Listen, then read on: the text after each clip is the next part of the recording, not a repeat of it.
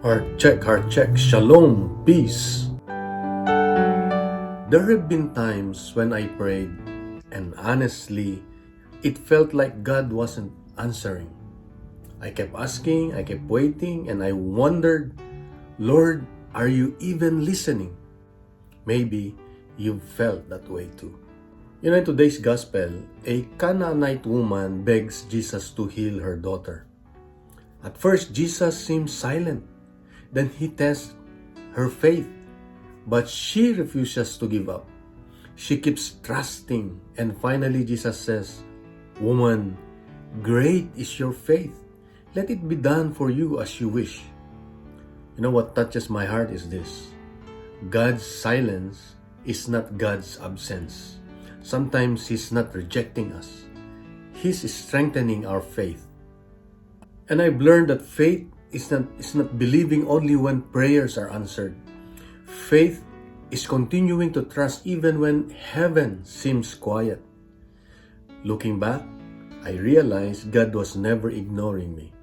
He was preparing me, teaching me to trust Him more than my own timetable.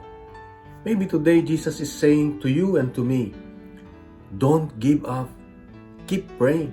Keep believing.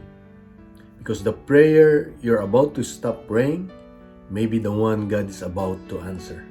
So if you're waiting for breakthrough, don't lose heart. God hears every prayer, every tear, and every sigh. Keep trusting. God's delays are often His way of preparing something greater than we imagine. And so let us pray. Lord Jesus, when I become tired of waiting, give me the faith to keep trusting you. Help me believe that even when you seem silent, you are still working for my good. Strengthen my faith and teach me never to give up on you. Amen. In the name of the Father, and of the Son, and of the Holy Spirit. Amen. Here's my question. What prayer have you been waiting for God to answer? I'd be honored to pray for you. Please write at the comment section. If these daily gospel reflections help your prayer life, please follow, like, subscribe, and share so we can reflect together every day. Let's fill social media with good news, not fake news, not bad news. Let's make the Word of God go viral, one heart at a time. God bless you, and remember, God is always good.